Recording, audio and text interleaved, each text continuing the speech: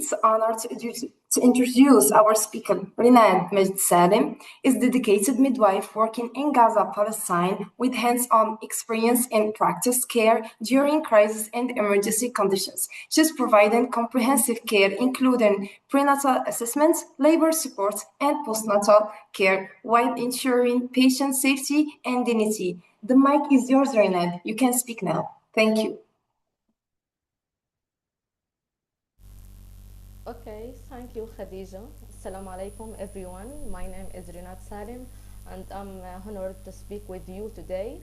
My experience as a midwife in Gaza during 3 years of war and emergency. This is a presentation is not only about medicine or maternal care. It's about women giving birth and fair displacement shortage and famine. It's also about the resilience of a midwife who continued providing care despite extremely difficult condition. And inshallah today we will midwifery under fire providing maternal care during war in Gaza, and I will share some of the realities we faced, the challenges affecting pregnant women and health and the newborn, how to midwife continue supporting life during a crisis. I don't know how wars become parts of our identity. Yes. Next, please. Even the most difficult condition, learning never stops. Before the war, education and professional development were always is important part of my life. I was passionate about learning, attending training, improvement my clinical skill, and planning for my future as a midwife. I believe that education is essential for providing safe and respect for maternity care. Then the war is come and changed every aspect for our daily lives. Suddenly, we were working under fire, under displacement, shortage, and uncertainty. But despite all this challenging, we are continually learning. We attended an online session whenever internet was available, and shared knowledge with the college, learned from every emergency case, and supported each other professionally and emotionally. This is experience taught me that education during a crisis is not only about career development. It's about survival, adaptation, and protection mother and the newborn under extremely conditions. Next, please.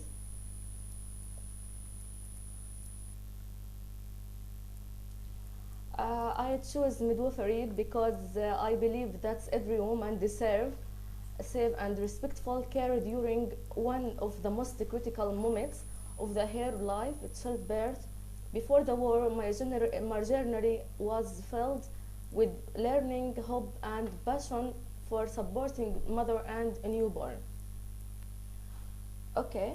Um since I was young, my mother used to tell me about stories about the midwife who supported her during pregnancy and delivery. These stories stay with me and inspired me to become midwife myself. And I entered this field because I wanted to support women, pregnant women, and help mother feel safe and care newborn during the being of the life. Before the war, my life was very different. Okay, and my journey was filled with learning and hope and ambition and plans for the future.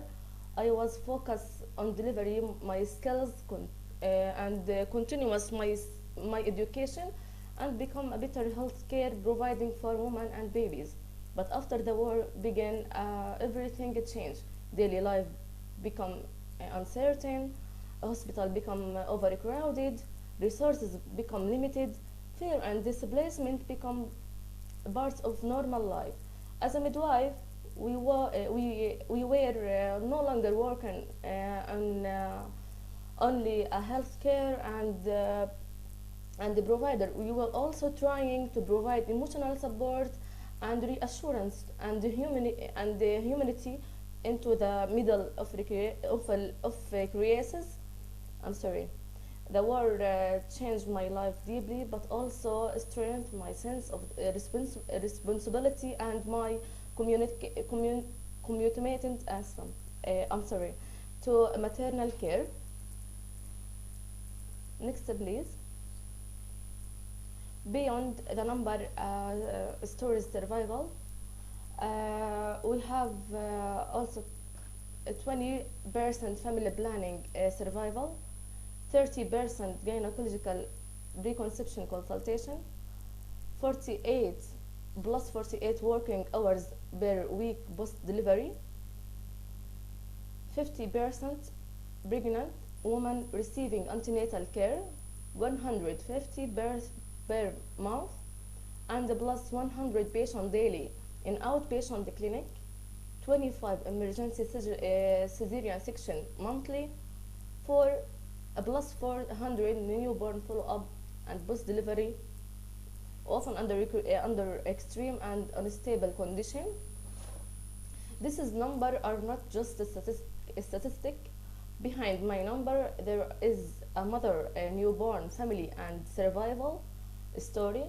Throughout my work at field hospital, I witness now maternal health and care, and we continued under extremely unstable and dangerous condition. According to the record and observation from our field hospital, around 150 births we manage every month.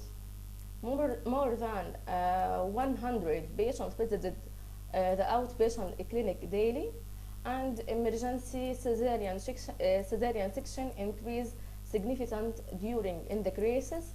Many pregnant women received antenatal, and despite displacement fear and limited access to health care cases and follow-up,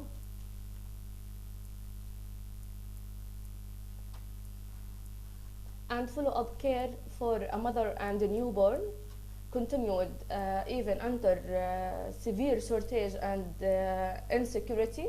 This is number reflects not only medical workplace or workload, but also the resilience of women, families, and healthcare workers during the war. According to a report and humanitarian sources, more than 31,000 people were killed during the war, excluding those still missing under the rubble, including 12,000 from the woman and 18,000 for the children. Okay, and many mothers arrived at the hospital exhausting, displaced, famine, and malnourished and scared. As a healthcare worker, we were providing maternal care in middle of loss, fear, overcrowded, and continuous emergency. This experience changed the meaning of midwifery for me. It was no longer only about childbirth, it's become about preserving dignity, hope, and humanity during a crisis. Next, please.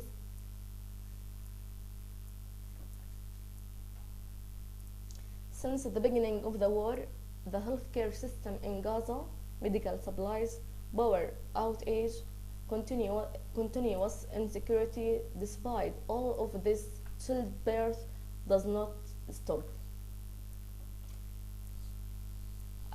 Since the beginning of the conflict, the healthcare system has been under extreme pressure. Hospitals are overcrowded, medical supplies are limited, electricity is unstable, and insecurity is constant. Yet, despite all this condition, childbirth continuous. However, children are not. However, children are now being born into an environment that's not suitable for a safe and healthy life. Before the war, pregnancy was usually associated with happiness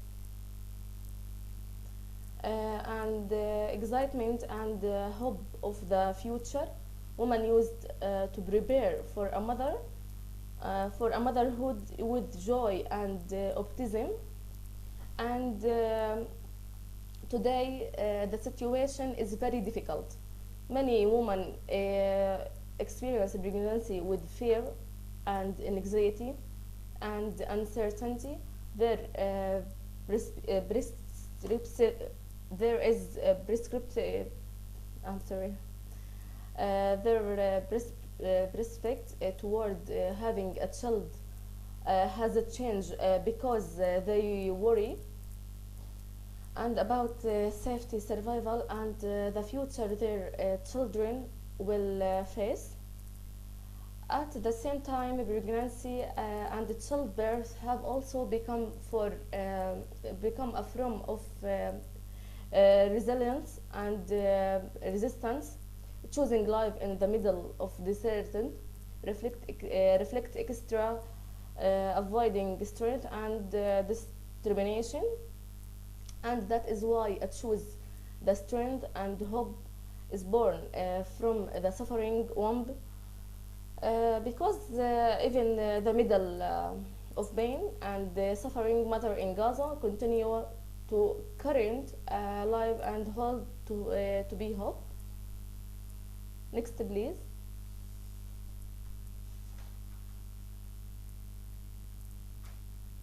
Continuous skill development in emergency maternal care, hand-on training, real-life critical situation, adapting clinical knowledge to limited resources setting, learning through daily practice, challenging and resilience, commitment to providing to improve outcome for mother and a newborn.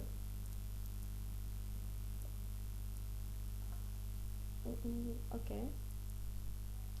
Despite the difficult condition and limited resources, we remained commitment to improve and to improve our knowledge and clinical skills. We regular organization practical training session and stimulation to prepare ourselves for real life emergency that could happen at any moment.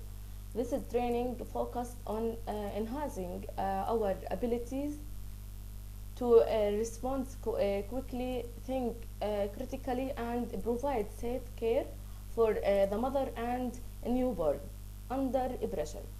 We learned not only from the overtical تمام. I'm sorry, I speak in Arabic. Okay, okay. We learned not only from the overcrowded and knowledge, but also from daily practice, teamwork, and challenge we faced in the field. Our goals was always to strengthen our competence and adapt our medical skills to the realities of working in emergency and how response the sick setting. This experience taught and realizes responsibility and the importance of continuous professional development even the middle of hardship. Next, please. Maternal health care crisis, including limited access to safe facilities, lack of equipment and medication, increased risk of complication, challenging in the maternal care, high stress for both patients and healthcare worker. You were often forced to make life-saving decisions under pressure and uncertainty. Okay, this slide about okay, this slide about what happened in the world.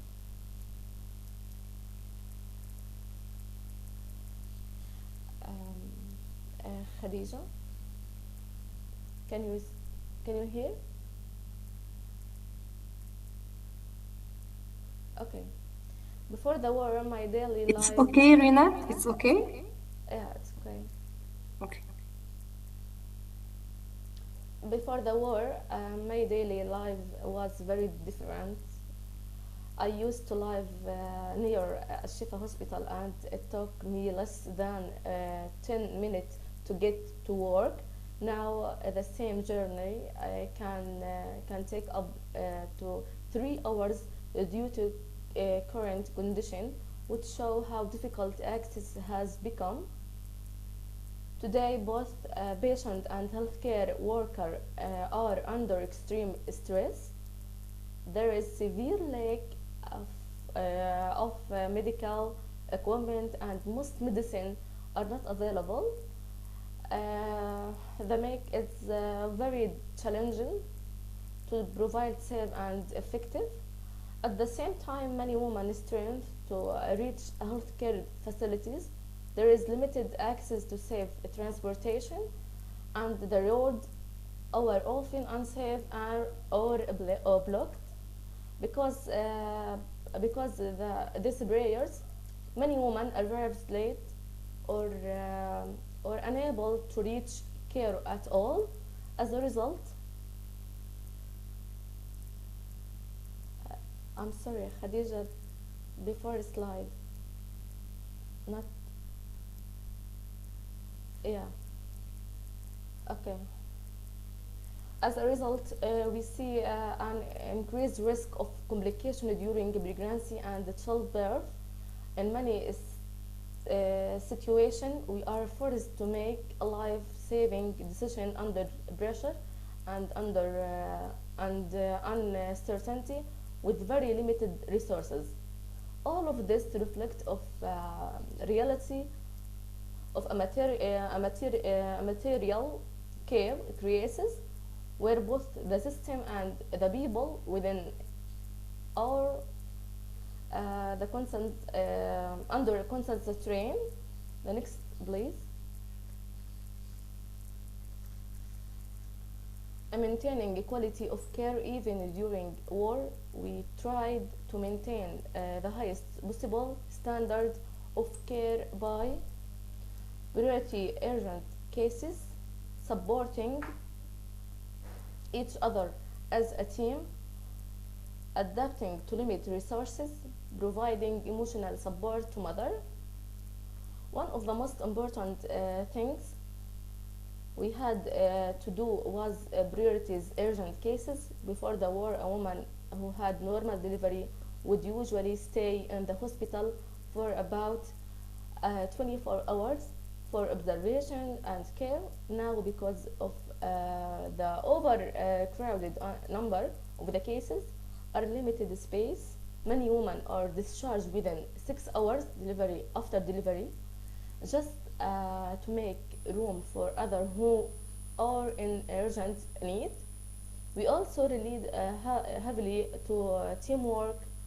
We supported each other emotionally and professionally because the pressure was constant. The workload was extremely high.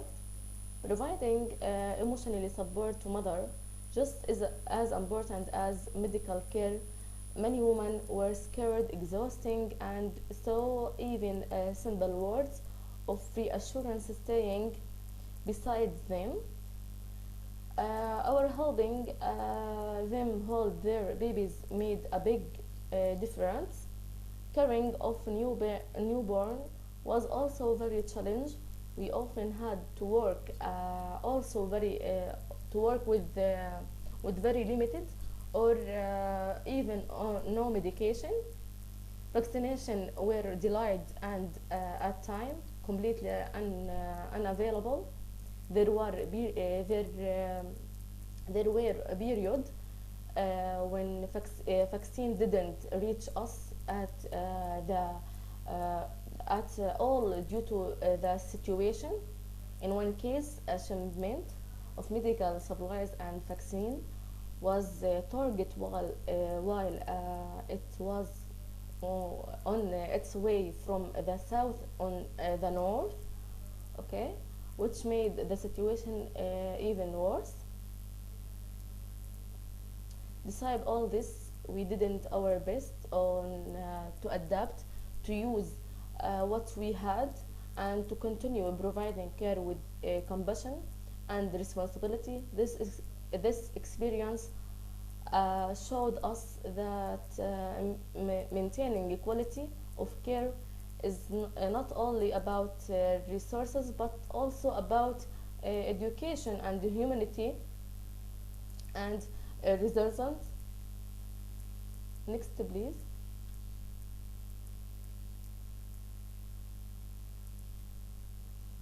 The role midwives in crisis midwife are not only caregivers, we are emotionally support,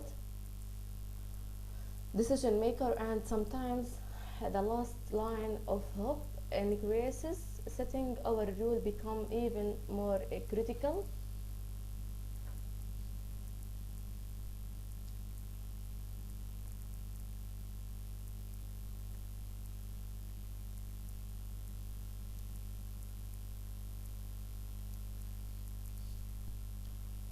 Okay.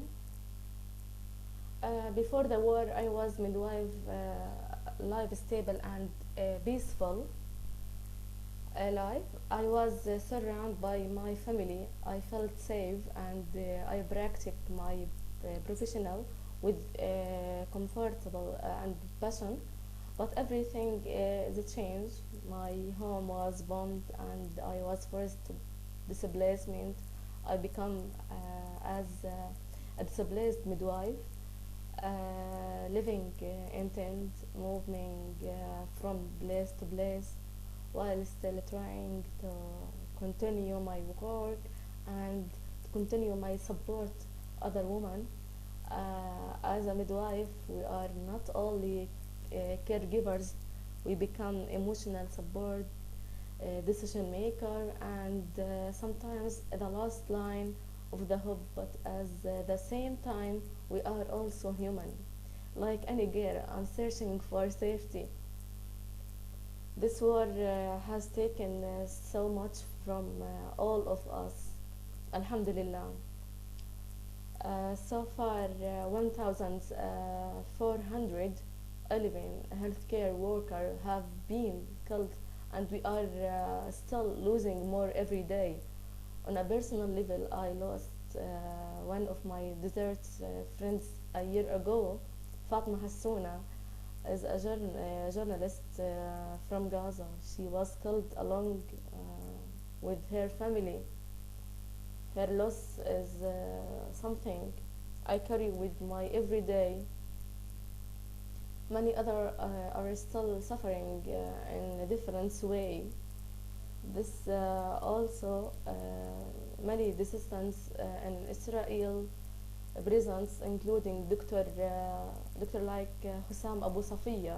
Despite all of this loss, fear and uncertainty, we conflict, and we are continue.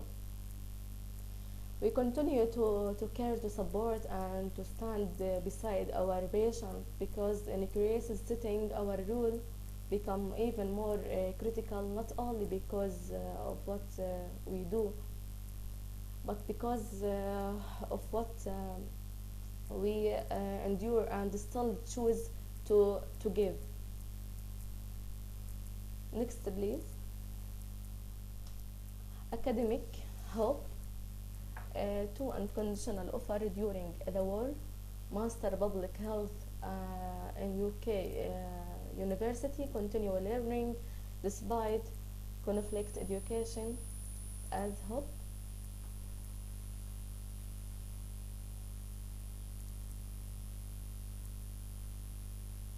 Inshallah, the war is a stop. Inshallah.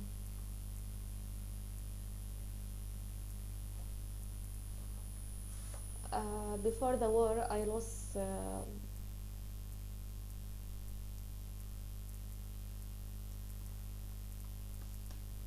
Khadija, can you hear me? Yes?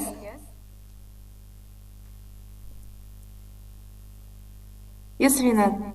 Okay. We hear you. You can continue. Okay.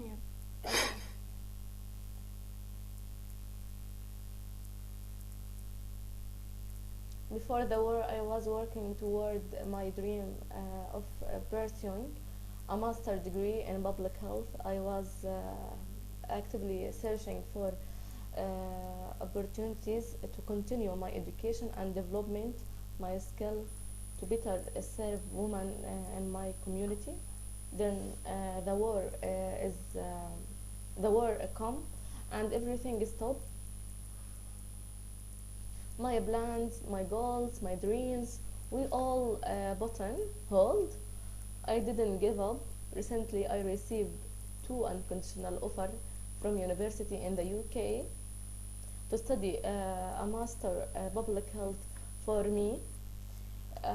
This is not just a chance academic opportunity, it's a chance to grow, to learn, and to come back stronger to support women in Gaza. At the same moment, I'm searching for a scholarship that can uh, that can cover to the cost of travel and study because without support it's very difficult to move forward. The visa process is also very challenging and the current circumstances and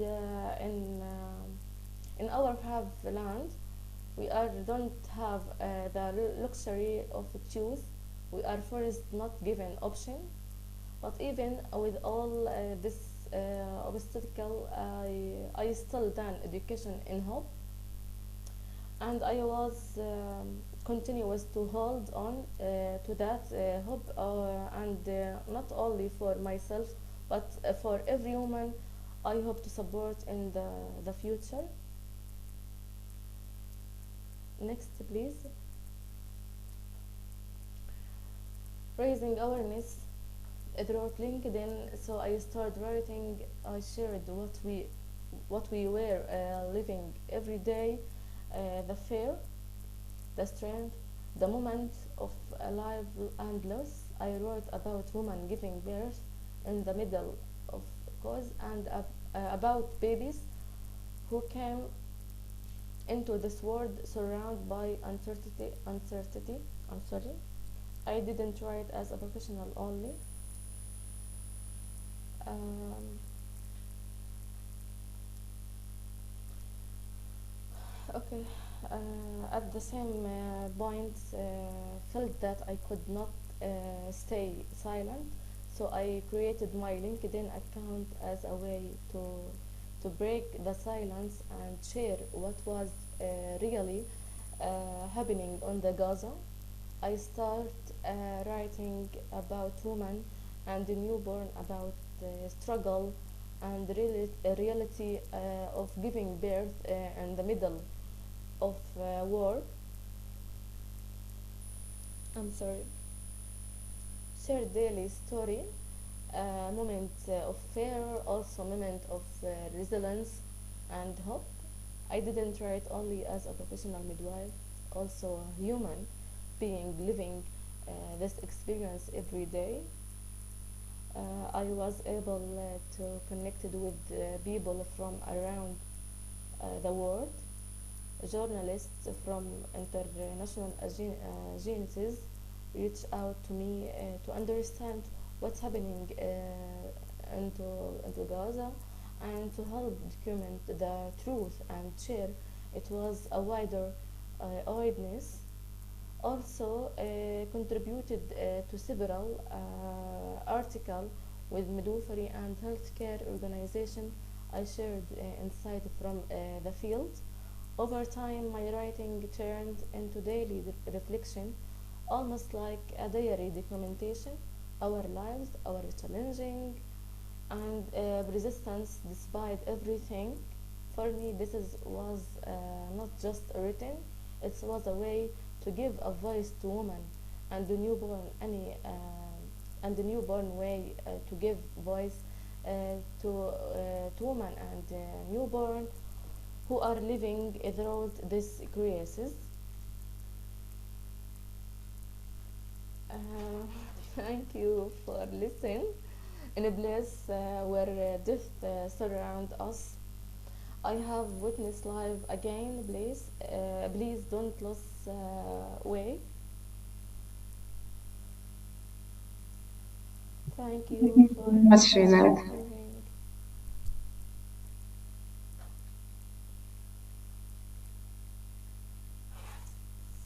Give me 1 minute.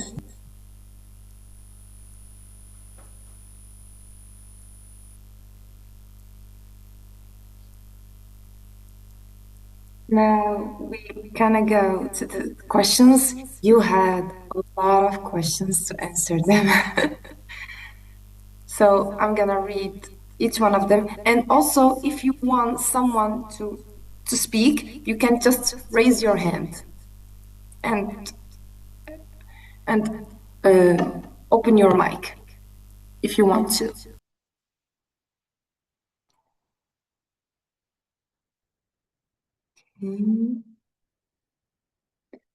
The first question from Celine: how many midwives provided care? Your mic, Renat. Your mic.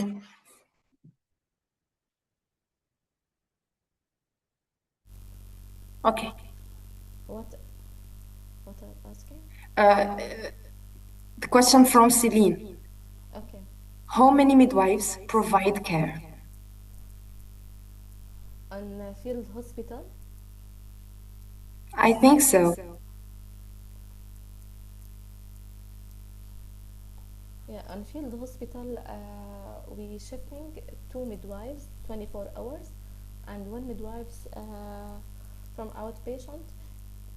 When overloaded, two midwives in clinic and two midwives in the department.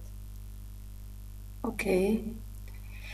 The second question: what's your favorite part of being a midwife, and what do you to do to look after yourself in such different circumstances?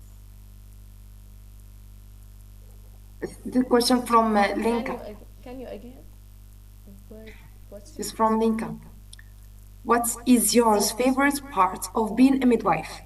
And what do you do to look after yourself in such difficult circumstances? When receive the baby Okay. and give the mother to breastfeeding and still 90 minutes on the breast. Okay. Mhm. From Linda: do you train midwives in Gaza now? Yeah. Every week we train midwives to update knowledge, to update practical. Every week. Yeah. Question from Hiba. Maybe Okay, she answered. WHO. Hiba, she's answered the question. Maybe WHO, maybe UNFPA, maybe on the department. We share. Okay. We share us. Yeah. Hiba Farajallah. Yes, there is a do for you to do Okay. Gaza sign. السؤال من إيمان. Can I just ask if Renad would try and speak a little bit louder? She's fading again now. Yes, your voice gets more louder. I don't hear. I'm sorry. You didn't hear us? Yeah. You're loud. الصوت منخفض جدا. You're loud, so louder. You sound so louder. Yeah. We try to hear you clearly.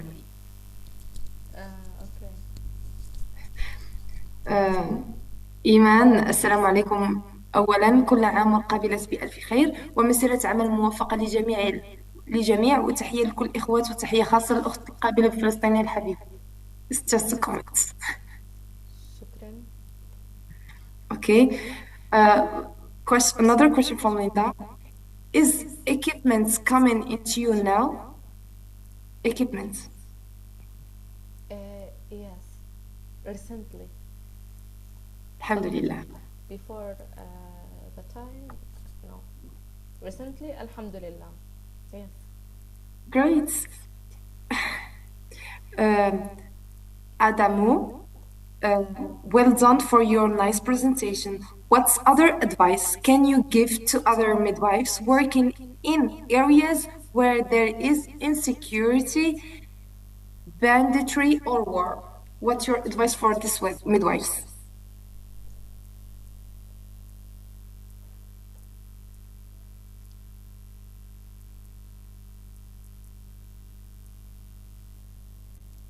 Renad, did you hear me? Yes, Khadija. Yeah. Can you speak? Did you hear the question? No. I'm sorry, Okay. the internet is very late. Okay, it's okay. Adamu, he's given a question. What other advice can you give to other midwives working in areas where is there insecurity, banditry, or war? Okay. The one word, keep strong and keep to forward and support each other. سؤال من إيمان. سؤالي هو كيف هي ظروف العمل كقابلة بمنطقة غزة؟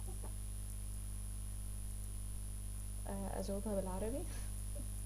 Can you answer اللي in تريدي. Arabic? If you like in English or Arabic, it's okay. أوكي. الحمد لله. كانت أول الحرب الظروف كانت سيئة جدا. إشي جديد، مش جديد صراحة علينا، هو كانت الحروب بدايتها من 2008 وأنا فاكرة كل الحروب اللي صارت خلال 2008 لحد هاي اللحظة. فكوني كقابلة أول حرب أكون موجودة فيها الإشي كان كتير صعب. تكوني بعيد عن الأهل كتير صعب. أنا أحيانا كنت ما أشوفش أهلي لمدة شهر. فهذا انك تكوني بعيد عن الاهل وتكوني بمكان عملك وتفكري فيهم شو صار، تتابعي بالجوال، تستني بس اي خبر يطمنك عليهم. هذا كان الاشي كتير exhausting علي. ما اعتدنا على الحرب، ولكن الظروف كانت تجبرنا انه احنا نضل اقوياء. بس للام للبيبي. وأنا مش عارفة صراحة كيف الحروب أصبحت من هويتنا، إنه غزة معروفة بالحروب. فالحمد لله الظروف الآن أحسن من قبل بكتير. الحمد لله. الحمد لله. Okay. Celine, she's give the same question in English, and Renad answered that Gaza is still now in the war, but they still still looking for surviving and still looking for working and giving life for the newborn. Okay.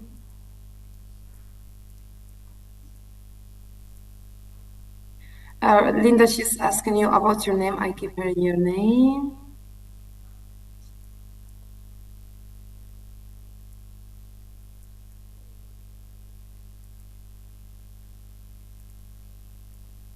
Khadija, she asked, thank you so much for this nice presentation and share your experiences with us.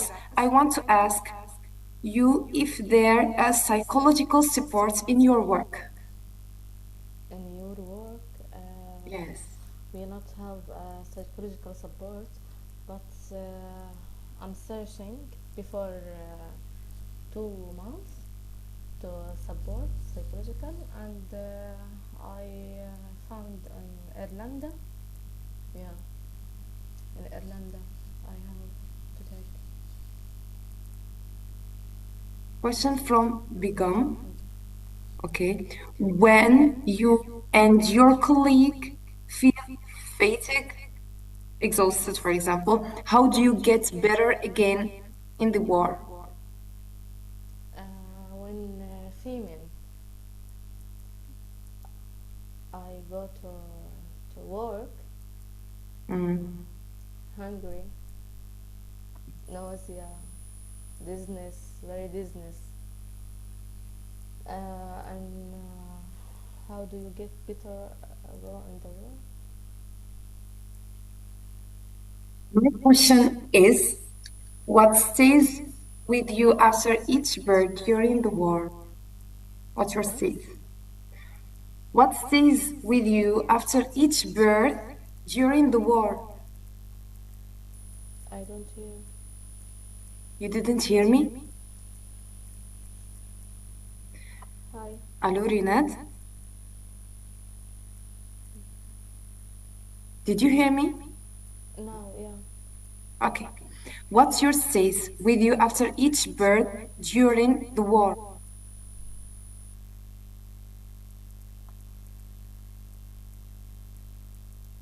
Interrupted sounds. I'm sorry.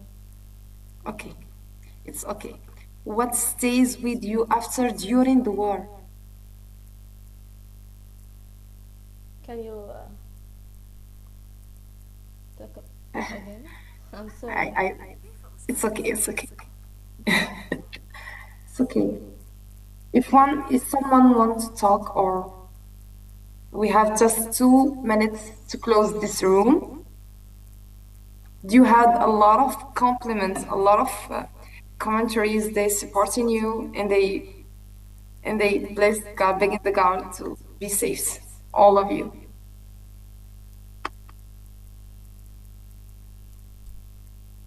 Renad, your last words.